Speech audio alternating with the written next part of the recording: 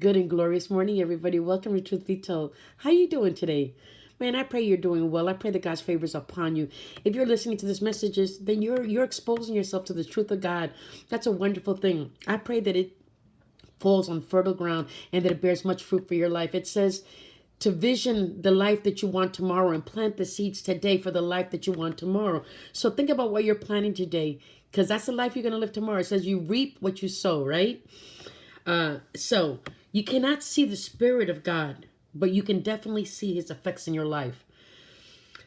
We need to take stock. I think every single day we need to stop for a moment. Start thinking on purpose, and just take stock in our lives, what we're thinking, how we're acting, what we're responding to, and how we're responding. Because once we release a word from our mouth, honey, it's going to do the damage. The word has a power of life and death. It says it in the Bible. We don't pay attention to words. We just speak whatever we're feeling, honey. And then later we start to feel guilty, because that's the devil accusing you, because he knows that once you release that word, it's done the damage, right? But it's up to us individually every single day to make a choice on what we're going to believe and who we're going to serve. I pray today that you just take stock, stop and look in the mirror and listen to me. Please don't judge yourself by the standard of the world, but judge yourself by the standard of God. God is the only standard that we need to hold ourselves accountable to. Not what the world is doing. See, we've gotten to the point where they mock Christianity. The world is mocking Christianity. Let's see what it says.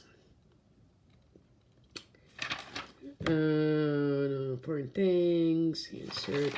Well, basically, yeah, we live in a world that mocks Christianity, mocks our values, because it goes against their culture. We live in an anti-Christianity culture. That's just the bottom line. So you need to ask yourself, are you fine with the things the way the world is? And if you're not, are you speaking up? Are you doing anything? Or at least are you living your life differently where others can see? Because when you do come out, stop being an undercover Christian, honey. When you come out of the closet of being a undercover Christian or a down low Christian, then people are going to start mocking you, because you're going to be different. You're going to speak out for the truth. And you're going to be opposite of what the world is. And a lot of people just, they don't want to ruffle the feathers. They don't want to, they don't want to stir the waters, but that's what we're called to do, y'all. So you need to decide today, are we going to ruffle some feathers? Are we going to stir the waters up? Or are we just going to flow like a dead fish? Because only dead fish go with the flow, honey. I'm swimming upstream like a salmon, baby. It's harder, but let me tell you something, the rewards are so much better at the end of that stream, going in the opposite direction, honey. I'm going to follow Jesus.